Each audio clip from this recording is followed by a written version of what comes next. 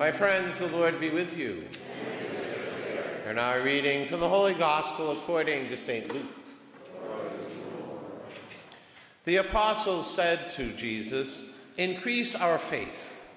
The Lord replied, "If you have faith the size of a mustard seed, you would say to this mulberry tree, 'Be uprooted and planted in the sea,' and it would obey you.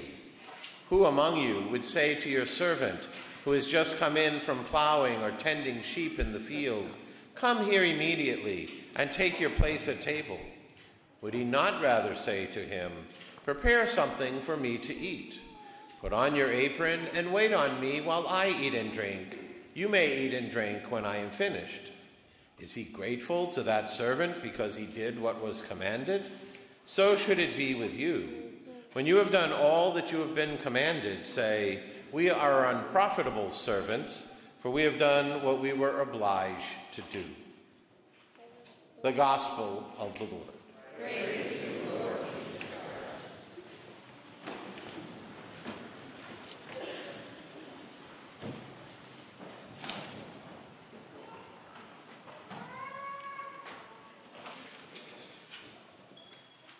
Sometimes the things of God seem so idealistic and vague, it's very hard to put our hands around who we are and who we are called to be. But in today's series of scripture readings, there's a very practical element that I think speaks to each of us at some point in our journey of faith. Habakkuk is looking at the world's stage and asking, why is there so much violence and injustice? I know that Israel has sinned, but do we really deserve the Babylonians and the Assyrians fighting and pillaging and taking the best of what we have? Why aren't our prayers being answered? How often do we ask the same question about the direction of our country or the state of morality in the world? In our second reading, Paul is confined in prison and writing to an equally beleaguered apostle saying, you know what, don't be afraid to stir up your passion. Sometimes bad things are going to happen. We need the power of the witness. We can't just become silent because there are threats. And finally, we have the apostles in the gospel who are becoming a bit nervous about what Jesus is asking of them and the opposition that is coming towards him. So they ask a very reasonable thing. Increase our faith. Help us to be there with you, Jesus. And he gives kind of an odd answer. On the one hand, he says, well, whatever little faith you have is going to be more than enough. But then by the end of the passage, he seems to be saying, if you only do what you're supposed to do, you're not doing enough. So what is it? Is it enough or is it not enough? And I think the answer to that question helps us to see where our place is in today's world. And it becomes, I think, a question of the distinction between religion and faith. Religion is the stuff we do. It's the prayers we say, it's the masses we attend, it's the beliefs that help us to understand the nature of God. That is our religion. So Catholicism is a religion.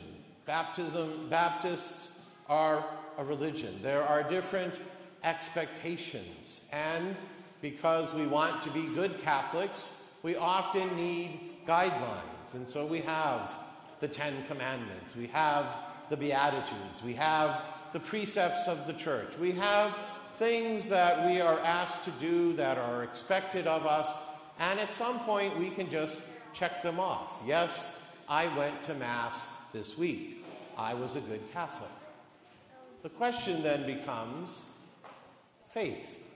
Faith is the engagement with God, the personal relationship, the interaction where I speak directly to God and I hear what God has to say and is doing in my life.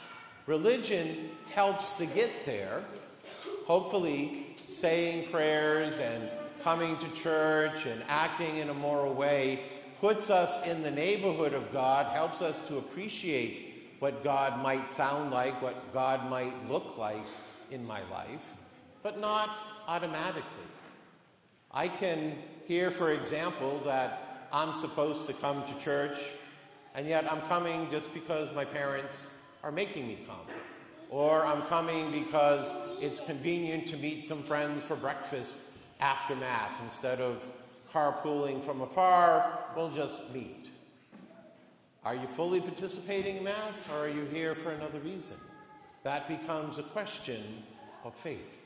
Or during Lent, when we're asked to sacrifice and not eat meat on Friday, does that mean, well, I'll just have a twin lobster dinner with an order of steamers and an appetizer of oysters? Is that really fulfilling the sacrificial demands that God is asking of us? And so what Jesus is saying is, you can check off things that you've done, but has that brought you into right relationship with God? And I think the easiest way to appreciate that is to think about our human relationships. There are people that we are connected with because we go to school with them, we work with them, they're part of our family.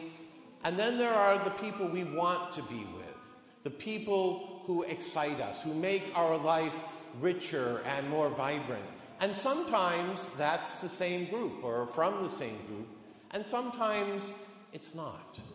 There are just people who, if we're doing something, we wish they were there with us. We think about them. We can't wait till the next time we engage. And then there are others like, oh, I know I got to deal with you, but I really would rather not to. You just take the energy from me. You don't sustain me. I don't seemingly do the right thing. And those relationships are heavy. And what God is saying is, can we appreciate that relationship with God should be the first type? I want to be with God. I'm excited when I'm with God. I can't wait to hear what God is doing and saying for me and expecting of me. Instead of, oh boy, I wonder how I'm in trouble now, or I'm just going to feel bad because I'm not doing what I know I'm supposed to be doing and God's going to punish me.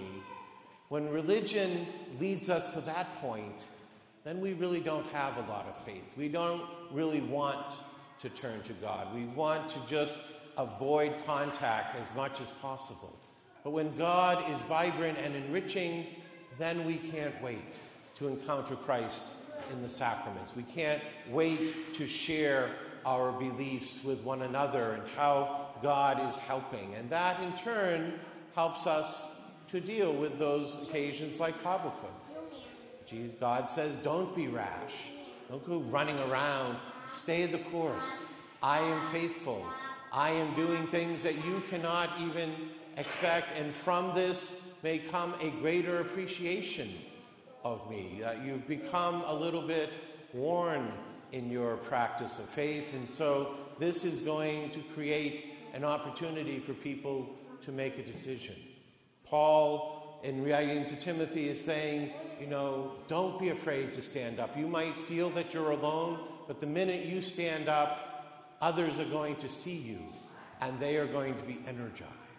And so as we continue with our prayer, I invite you to think about some of the relationships that really are important to you, the ones that you choose to nourish, not just the ones that are there and happen by themselves, but the ones that really you are, again, energized and enthusiastic about.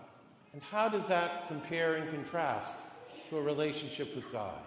Do you have that same eagerness? Do you make the same time? Do you have the same expectations? And if not, perhaps this is the week to start pulling some of that together, of asking, how can I make my relationship with God a bit more intentional, a bit more special, a bit more vibrant in my life, so that I can face the obstacles of life, that I can celebrate the joys of blessing, and that I can continue to enrich God's church in the proclamation of his kingdom.